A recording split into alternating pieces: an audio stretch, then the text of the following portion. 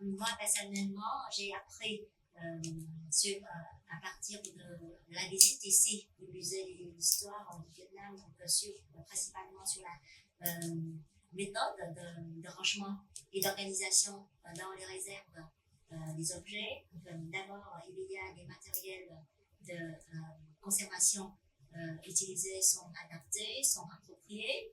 Il y a des rangements et il y a pour couvrir des matériels pour couvrir les objets. À mon avis, c'est logique, c'est très adapté. Et puis, il y a des protocoles aussi pour le rangement. Il y a le respect de la distance entre deux objets différents pour assurer la sécurité de la conservation. Tout cela facilite. Pour moi, c'est très logique et ça favorise la gestion, ça favorise l'import-export, le mouvement des objets et le suivi des objets aussi. Concernant le musée de Ho Chi Minh Ville, c'est le musée qui a rencontré le plus de difficultés dans la conservation en réserve des objets, parce que par exemple, il y a des objets en papier qui ont été posés verticalement et il m'apparaît que c'est pas une bonne solution parce que c'est mieux de laisser horizontalement, de poser horizontalement, ou bien s'il y a des objets en tissu par exemple, c'est de les pendre. Chez nous, au musée de Beaux-Arts, on peut apprendre la façon de conserver les tableaux sur les, comment dire, il y a des grilleurs. Les grilleurs. Les grilles. Oui. Les grilleurs avec. Ça peut glisser. Oui, c'est ça. Avec ce système. Les grilles qui se tirent comme ça. Au lieu de laisser maintenant avec. De laisser pas horizontalement, hein, mais un peu incliné. Ça, c'est pas bien. Il faut changer. Attends, j'ai pas compris. Il disait que le stockage. C'est maintenant le stockage actuel, c'est pas sur les grilles. Ah oui, d'accord, j'ai bien compris. Dans le musée des Beaux-Arts, c'est laissé incliné. Oui, ok, j'ai compris. 30 degrés, 35 degrés, c'est pas bien. Non. Donc, il faut que ça soit sur les grilles, c'est mieux. Ok, voilà. Très bien, merci. D'autres personnes, les messieurs là, ils étaient là hier, messieurs là. Alors, ils travaillent dans quel musée, ces deux messieurs? Oui. Et le monsieur, oui. Lui, c'est le musée de la guerre, les vestiges de la guerre. Ah, on est pas. Et lui, c'est le musée Dong Duc Han.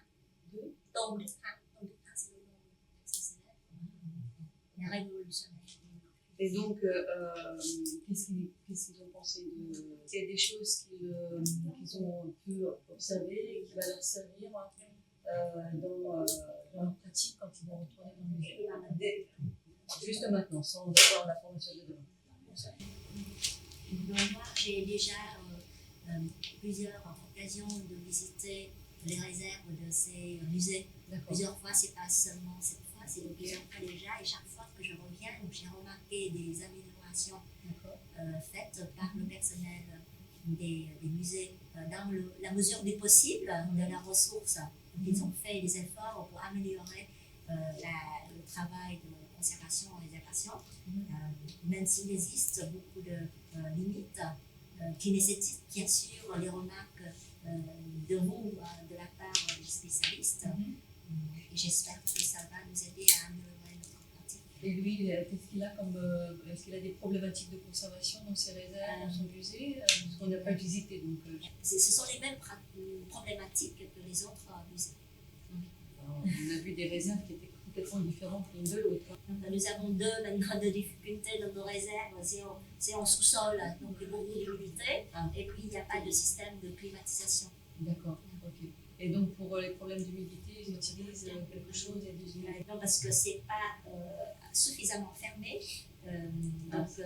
C'est très difficile d'avoir des solutions. Donc pour le moment, on n'en a pas. D'accord. Parce qu'on a remarqué quand on était allé dans différentes réserves où effectivement on avait un système de climatisation qui était soit centralisé, soit localisé. Et donc centralisé, quand on est allé au musée de l'Afrique du Sud, on avait un système qui était géré de façon générale, avec quelques apports des identificateurs ponctuels. Là, on avait un système qui était quand même assez élaboré. Et d'autres endroits comme celui du musée de Ho Chi Minh et des Beaux-Arts, où là, on avait un système donc, qui était plus localisé, donc ponctuel, et qui demandait des interventions humaines quand même plus régulièrement. Et on a pu voir justement dans certains endroits comme le musée de Ho Chi Minh que la disposition des absorbeurs d'humidité et des capteurs pouvait avoir une incidence sur l'équilibre général de l'hygrométrie dans la salle.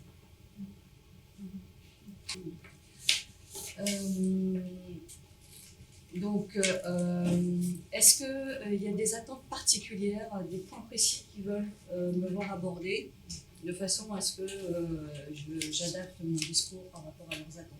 Pas quelque chose de très, enfin, quelque chose de réalisable à l'espace d'une journée. Il y a d'autres personnes qui viennent d'autres musées qu'on n'a pas visités. Il y a ces deux messieurs qui viennent donc de deux musées qu'on n'a pas visités. Ce monsieur, je le connais. Ces messieurs, je les connais aussi. La dame là-bas au bout. Les femmes. Musée des femmes. D'accord. Excusez-moi, je vous ai pas. Donc, c'est-à-dire hier, elle n'était pas avec d'accord, la visite. Okay. Occupée par d'autres obligations. Cette jeune fille, elle était hier, elle était avec nous. Et ici, d'accord. Et l'autre jeune fille, ici aussi. Elle est ici aussi. Et elle ici. Musée de Ho Chi Minh. Musée de Chi Minh. Beaux-Arts. Donc, ce monsieur, femme, sa collègue. Très bien. Et donc, voilà, alors, qu'est-ce qu'ils attendent en particulier? Non, mais Parce que c'est très, très technique. Donc, il y a, nous, on a une autre problématique, c'est concernant les objets, certains objets en pierre dans le 3e bâtiment que vous avez visité, dans le musée des Beaux-Arts, vous vous souvenez? Donc il y a des objets en pierre comme ça, donc, qui datent déjà au début du musée, de la fondation du musée, et les créateurs ont posé un socle en béton pour tenir debout, garder en équilibre l'objet en pierre.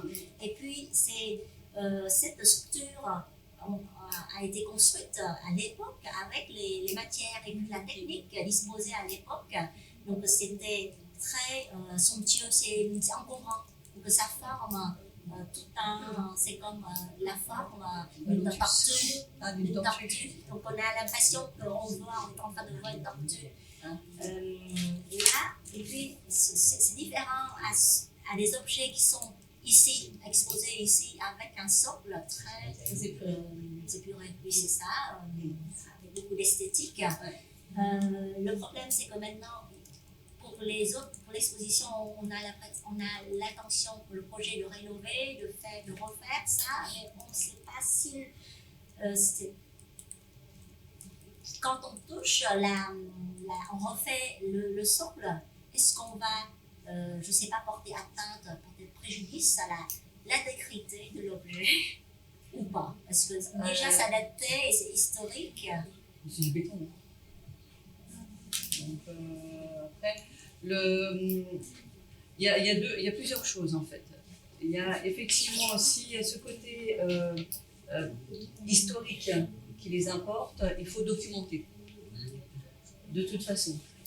Prise de mesure, photos, etc., description. Ça, c'est une première chose. S'ils veulent conserver, si vous voulez, l'histoire scénographique du musée et de ces objets-là, il y a cette première étape à faire. S'ils veulent modifier la scénographie, ça c'est complètement possible, on n'est pas figé dans le temps par rapport à la scénographie. Et qu'ils veulent modifier le socle, parce que le socle n'est pas l'objet, c'est deux choses différentes. Ce que l'on veut mettre en valeur, c'est la structure, l'objet. Le socle, c'est juste un moyen de l'exposer, de le montrer. Donc le socle n'est pas œuvre, ce sont deux choses différentes. Ensuite, donc on a dit, le socle n'est pas œuvre. En revanche, si le socle, pour eux, leur semble essentiel à à l'expression, enfin à l'intégrité de l'œuvre, on peut le garder. Si ce n'est pas le cas, on peut l'enlever. Donc en fonction du projet de l'établissement, du chef de l'établissement, du comité scientifique, s'il est décidé de séparer le socle de l'œuvre, c'est tout à fait possible, à condition que la structure de l'œuvre accepte d'être séparée de son socle. Parfois, les socles sont des maintiens structuraux pour l'œuvre, c'est-à-dire qu'on peut faire du socle un traitement de maintien d'une œuvre. C'est un peu compliqué. C'est plus difficile de séparer le Ah socle. bah dans ces cas-là, si vous enlevez le socle, l'œuvre elle tombe. Donc il faut s'assurer qu'on peut se séparer du socle et qu'on peut séparer le socle de l'homme, que le socle n'a pas une fonction de maintien structurel. À partir de ce moment-là, si on est assuré que le socle n'est pas en quelque part un traitement de maintien de l'homme, on peut complètement séparer. Mais il faut voir comment ça a été mis en œuvre. Et si le retrait de ce socle ne va pas mettre en danger, justement, le fait d'enlever, de séparer, ça ne va pas abîmer l'œuvre. Donc ça, dans ces cas-là, on fait appel à des spécialistes pour séparer effectivement le socle et l'œuvre. Parce que souvent, les sculptures, elles ne sont pas forcément très stables. Donc on fabrique ce qu'on appelle une semelle. C'est-à-dire c'est comme une semelle pour les chaussures. C'est quelque chose qui épouse complètement la forme de la pierre, enfin de l'œuvre, si c'est du bois, de la pierre ou d'autre chose, et qui permet de maintenir la sculpture à plat, de façon équilibrée. Donc s'ils enlèvent le socle en béton, il faudra prévoir, si la base de la sculpture n'est pas bien plane, il faudra prévoir une semelle, généralement on fait ça en résine, et c'est pareil, ça demande des compétences. Il y a une question à mes collègues du musée d'histoire, parce qu'il y a beaucoup d'objets de statues aussi dans les deux salles d'exposition qu'on a vues ce matin. Donc il y a l'objet de la statue, et c'est tenu au socle. Il faut un vis, je ne sais pas, un dispositif ou un vis, visser forcer, percer dans l'objet. Ah non, jamais. C'est la question, parce qu'autrefois c'était comme ça. Autrefois c'était comme ça. Est-ce que c'est exactement ça que ici on a fait ça? Non, faut pas La faire ça, question pour mes collègues. La réponse. Alors, je raconte notre expérience pour ces statues dans les deux salles à Erzenbach. Donc là, on a travaillé avec les spécialistes du programme FSB qui venaient de la France. À l'époque, c'était comme dans les Beaux-Arts. Donc, autrefois, on avait construit des socles en béton comme ça, très laides. C'est très encombrant pour tenir les statues. Donc, les spécialistes ont demandé de détacher l'objet, c'est l'objet. On va jeter tous des socles en béton. On a jeté tout. Et autrefois, il y a déjà on a percé. Déjà, on avait percé dans les statues. Et il y a des trous déjà qui existent déjà dans les pieds des statues. Ça existait déjà des trous. Et puis il y a des bâtons en fer, un dispositif en fer, un vis. Percé dans oui, et c'est abîmé déjà aussi, parce que ça faisait longtemps et ça a abîmé, donc pour retirer les spécialités, on devait retirer tout ça. On a remplacé ces vis en fer par l'inoxydable, les vis en inoxydable, on a reconstruit les socles. Et il y a des parties qui sont brisées, qui ont été brisées, et on a réparé avec différents matériaux au pied des statues. Donc ça, c'est l'expérience. D'accord, très bien. Bon, je vois que le temps passe très très vite, donc je vais vous faire un petit peu un retour par rapport à les observations que j'ai pu faire dans les différents musées. Ça va être quelque chose de très généraliste, sur lequel éventuellement on pourra retravailler demain ensemble. Donc, vous avez pu remarquer qu'il y avait des points qui étaient très intéressants dans des choses qui étaient très intéressantes dans certains musées et qui doivent être copiées, à mon avis, par les autres musées. Il ne faut pas hésiter à copier ce qui est bien chez les autres et éviter de reproduire ce qui n'est pas bien chez soi aussi. Je vous laisse. Alors, bon, la première impression, évidemment, quand on arrive ici, c'est le climat. Le climat, la température qui est très élevée, l'humidité qui est très importante, mais c'est le pays aussi qui est comme ça. Donc, les objets, ils sont là depuis toujours et finalement, je pense qu'ils se sont un peu adaptés parce que quand on entend les normes en termes de conservation préventive, où il faut limiter l'humidité relative, la température, etc., je me rends compte en ayant observé les objets dans les réserves et dans les vitrines que finalement, ça respecte pas du tout, hein, puisqu'on a des variations d'humidité qui sont très importantes puisqu'ils éteignent la climatisation le soir, etc. Mais je me rends compte que finalement, il y a des altérations sur les objets, mais c'est pas catastrophique. Ou alors ils sont tous en bout de la vitrine pour qu'on arrive. Enfin, je plaisante. Je vais traduire. Donc c'est un pays où il y a beaucoup de poussière, beaucoup de pollution. Donc je pense qu'ils ont fait un gros ménage avant qu'on arrive dans les salles d'exposition et dans les réserves. Je les ai démasqués. Et donc bravo. Bravo, c'est un gros travail qu'ils ont fait. Ouais. Et en fait, il faudrait que ce soit comme ça presque tout le temps.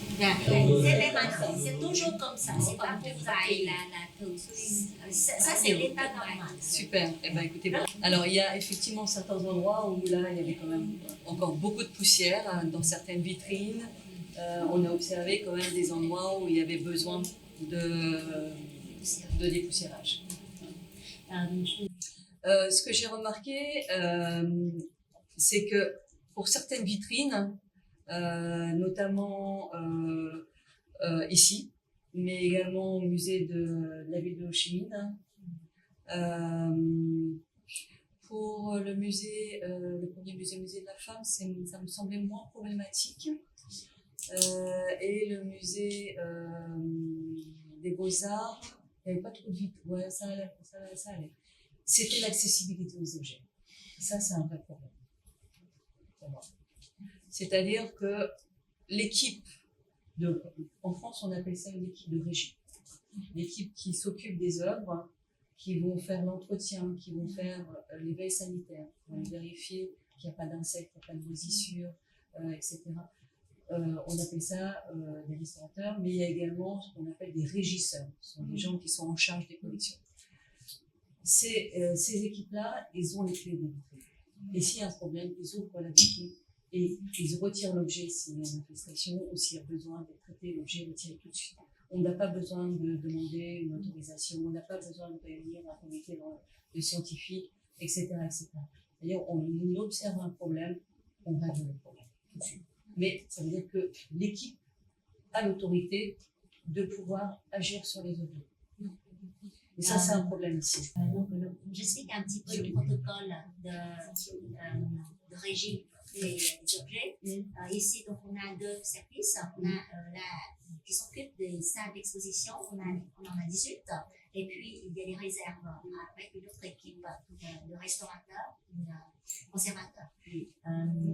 Et puis, donc, l'équipe dans les salles d'exposition qui s'occupe, une personne peut-être 2-3 salles, donc, veille à l'entretien, à la sécurité, à l'entretien, à l'état des objets. Et puis, s'il découvre quelque chose qui ne va pas, ou bien il y a des suivis périodiques en permanence, ils vont faire des demandes à notre équipe des réserves, des restaurateurs qui s'occupent des réserves. Et puis, on va intervenir aussi dans l'atelier pour réparer ou bien pour restaurer ou bien donc ça, c'était une première chose, pouvoir faciliter l'accès à l'intérieur des vitrines. Parce qu'à l'intérieur des vitrines, on a observé plusieurs choses qui n'allaient pas, notamment l'éclairage. L'éclairage est un vrai problème dans beaucoup de de vitrine de tous les musées qu'on a vus. Déjà, il n'y a pas de contrôle, parce qu'il n'y a pas d'accès à la vitrine. D'ailleurs, on ne peut pas ouvrir la vitrine pour pouvoir regarder à l'intérieur, pour vérifier la mesure du luxe. Et d'autre part, les lumières qui sont mises sont probablement pas des lumières de conservation. Même s'ils nous disent que c'est du LED, on voit très bien que c'est pas du LED. C'est de l'halogène, mais c'est pas du LED. Donc ça, c'est un problème parce que ça va agir directement sur les documents graphiques, les peintures, les textiles, tout ce qui contient des pigments sensibles aux ultraviolets. Donc il y a une vraie prise de conscience. Il y a certaines vitrines qui sont dotées de LED, effectivement, on en a vu, mais il y en a beaucoup, et ça j'ai pris des photos, où je suis persuadée que ce ne sont pas des LED, ce sont des halogènes. Ça c'est sûr, parce que ça je l'ai vu aussi. Et ça c'est un problème également. Donc pouvoir vérifier, mesurer les quantités de luxe à l'intérieur de la vitrine, mais pour ça il faut pouvoir accéder à la vitrine facilement et pouvoir changer ces dispositifs pour mettre des éclairages de conservation. Je pense que par rapport à la rotation des œuvres, je pense qu'Élise va en parler, donc je vais peut-être en parler. Il y a des choses simples à mettre en place pour limiter l'accès peut-être des nuisibles et de l'empoussièrement. C'est de calfeutrer les accès vers l'extérieur. Donc, faire en sorte que les ouvrants, qu'on appelle les ouvrants, c'est-à-dire les portes et les fenêtres, soient bien hermétiques. C'est-à-dire quand on ferme la porte, on ne voit pas le jour au travers et en dessous. Et ça, dans certains musées, j'ai vu ça. Il y avait un gros jour en dessous. Pareil, en termes de... Alors, pour essayer de limiter un peu l'empoussièrement et puis la chaleur, quand on est allé visiter certains musées, toutes les fenêtres étaient ouvertes. Pour limiter la chaleur. Donc là, quand on est allé visiter les musées, toutes les fenêtres et les persiennes, les volets, tout était ouvert. Pratiquement tout. Alors que quand c'est un pays chaud, quand il fait chaud comme ça, on ferme tout. On ferme tout. Et le soir, on ouvre. Mais bien sûr. Oui, parce qu'on fait rentrer la chaleur. Donc il faut tout fermer et dans la journée, ou en tout cas mettre les persiennes. Comme ça, ça limite aussi l'entrée de la poussière un peu et de la lumière également. Parce que ici, les fenêtres sont grandes ouvertes d'une part, et d'autre part, toutes les lumières sont allumées aussi. Donc si on ferme les persiennes, on n'aura pas de problème d'éclairage, puisque on a un très bon éclairage. Et c'est peut-être un peu compliqué le concept, un peu compliqué ici, j'ai l'impression. Dans les pays européens du sud, avec un grand c'est-à-dire chez vous, c'est étouffant si on ferme tout parce qu'on n'a pas de système de climatiseur. Et pas avec les voiles. Il n'y a pas de ventilation, d'aération suffisante. Et juste fermer les persiennes déjà, les volets. C'est juste pour éviter que le soleil ne tape. La nuit en France, la mobilité de médecine. C'est pour ça que je disais que les systèmes en France ne sont pas forcément applicables. On va continuer rapidement. Ce qui était très bien, effectivement, et ce que monsieur a mis en exergue, c'est l'utilisation ou la réalisation sur mesure d'équipements pour le stockage. Donc les grilles pour les tableaux, c'est un système qui est effectivement très bien. Et vous avez su adapter ce système à la situation ici au Vietnam. Ce qui serait encore intéressant pour augmenter votre capacité de stockage et de rangement, c'est de faire ce système-là et de les fixer au mur. C'est-à-dire il y a des murs, tous les murs sont des supports potentiels de stockage. Notamment je prends l'exemple du musée des Beaux-Arts, où les murs étaient libres. Donc ils peuvent faire installer des grilles avec un petit écart, un petit décroché par rapport au mur, ce qui leur permettra d'accrocher encore des tableaux, éventuellement même des grands formats. format un peu plus grand. Et donc, on peut utiliser pour accrocher des tableaux, mais on peut utiliser ce système également pour accrocher, par exemple, des objets qui sont très longs. J'ai vu notamment dans la réserve des femmes du Sud, dans les compactus, il y avait des outils ou des armes avec des manches en bois qui étaient très longs, qui étaient tous entassés les uns sur les autres. Donc ça, c'est quelque chose que j'ai observé dans leur réserve, c'est que tout était trop entassé. Il n'y a pas assez de place. Donc il faut qu'ils déploient un peu plus leur collection, d'autant plus qu'ils avaient encore de l'espace de libre. Donc ils pouvaient prendre un peu de place. Et eux, ils ont énormément de place. Ils peuvent faire installer un système de grille s'ils ont besoin. Et ils peuvent faire installer au mur également, parce qu'ils ont des grands murs, ce système de grille où ils pourront installer justement les objets qui sont très longs. Ils pourront les accrocher sur ces grilles. On a encore un petit peu de temps, oui. Alors, ce que j'avais remarqué aussi chez monsieur, et j'avais fait la remarque, c'est par rapport, donc les objets sont très entassés les uns sur les autres. Donc ça, c'est un problème. Oui, parce que chose qu'ils connaissent sûrement déjà, mais je vais le répéter. On doit pouvoir trouver en moins de 5 minutes, normalement c'est 3 minutes, en moins de 5 minutes, un objet dans une réserve. C'est-à-dire, je veux un objet, je vais dans une réserve, en moins de 5 minutes, je dois pouvoir le prendre. Alors, c'est quelque chose que j'ai observé chez eux, mais c'était très bien rangé, et qu'on a observé également dans le musée de la ville d'Ushima, pas ici. Mais il y a des gens là du musée de la ville d'Ushima ici? Non. Donc vous avez pu remarquer que c'était très très encombré. Il y avait des choses intéressantes dans leur réserve aussi, notamment justement tout ce qui était autour du mannequinage, des costumes. Ça, c'était des choses intéressantes. Peut-être qu'il y a des possibilités d'échange pour leur apprendre à faire des... une chose qui est importante également, c'est quand vous déplacez un objet, on en a parlé un petit peu hier, quand vous déplacez un objet, surtout s'il n'y a pas beaucoup de place dans la vitrine, il faut systématiquement mettre ce qu'on appelle un fantôme.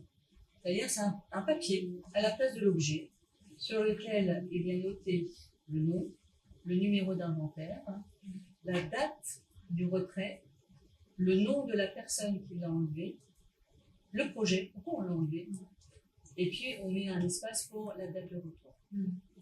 Donc, on fait aussi cette fiche, on a fait cette fiche, mais seulement le nom de l'objet et puis le numéro de la Mais il est important de préciser la date à laquelle on a pris l'objet. C'est un fantôme, on appelle ça un fantôme, c'est-à-dire il remplace l'objet. Et sur ce fantôme, c'est un papier, hein, et on va marquer toutes les informations qui nous permettra de contacter la personne qui a pris l'objet. On sait à quelle date il a pris, parce que si on voit au bout d'un an que l'objet n'est pas revenu, on va prendre contact avec la personne qui l'a pris pour le projet de l'exposition, et il faut qu'elle donne des explications pour dire pourquoi il n'est pas revenu, par exemple. On explique qu'ici, il y a ça aussi, c'est mais c'est moins détaillé. Voilà, mais ça, c'est les informations essentielles. Et puis, il y a un livret de comment dire, le suivi pour les va-et-vient des objets. Mais est-ce que tous les musées le font? Donc ça apprend. Le collègue, c'est à apprendre à nous. Oui, il faut échanger, oui. Parce que l'on a fait ça au musée.